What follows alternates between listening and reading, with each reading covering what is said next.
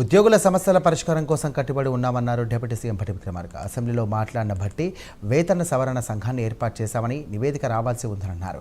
Commissioner పదవి కాలాన్ని కూడా పొడిగించినట్టుగా తెలియజేశారు. భట్టి మాటలపై స్పందించిన హరీష్ రావు రిటైర్డ్ ఉద్యోగులకు పెన్షన్ ఎందుకు ఇవ్వడం లేదంటూ ఆయన ప్రశ్నించారు. ఇక అన్నిటికీ డబ్బులు ఉండగా రిటైర్డ్ ఉద్యోగులకు ఎందుకు లేవని ప్రశ్నించారు.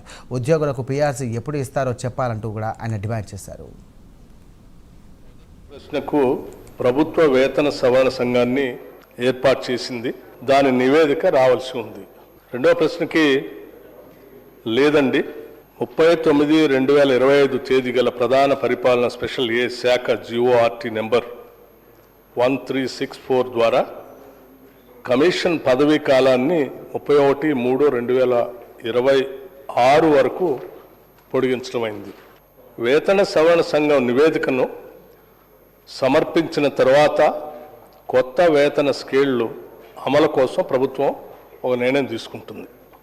మూల వేతనంలో 30.03% నుండి 33.67% రాష్ట్ర ప్రభుత్వ ఉద్యోగులు పింఛనదారులకు కరువు భత్యం డిఏ, కరువు సహాయం డిఆర్ను 1/7/2023 తేదీ నుండి సవరిస్తూ ప్రభుత్వం 12/1/2026 తేదీన ఉత్తర్వులు జారీ చేసింది.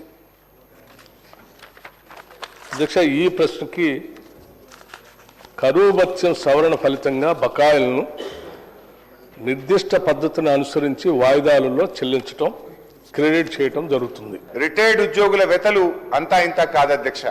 30-35 ఏళ్లు ప్రభుత్వం కోసం పనిచేసిన రిటైర్డ్ ఉద్యోగులు జీవిత చివరాంకంలో వైద్యం అందక, పిల్లల పెళ్లిళ్ళు చేయలేక చాలా ఇబ్బంది పడతా ఉన్నారు అధ్యక్ష.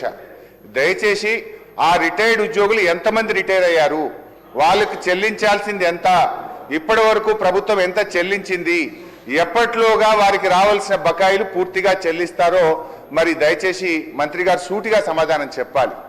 వాళ్ళందరూ సెక్రటరియట్ చుట్టూ, మంత్రులు, శాసనసభ్యుల చుట్టూ పాపం రోజు తిరుగుతూ ఉన్నారు అధ్యక్ష.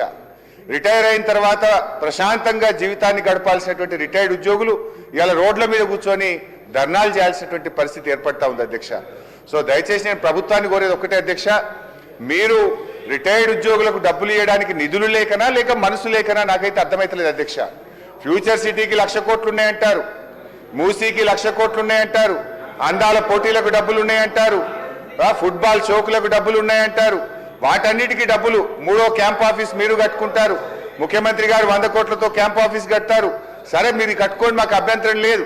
కానీ ఎందుకు ఈ ఉద్యోగుల పీఆర్సీ డిఏలు పెండింగ్ లో పెడతా ఉన్నారు? ఎందుకు రిటైర్డ్ ఉద్యోగుల ఉసురు పోసుకుంటున్నారు? ఎప్పట్లోగా రిటైర్డ్ ఉద్యోగుల బకాయిలు పూర్తిగా చెల్లిస్తారు?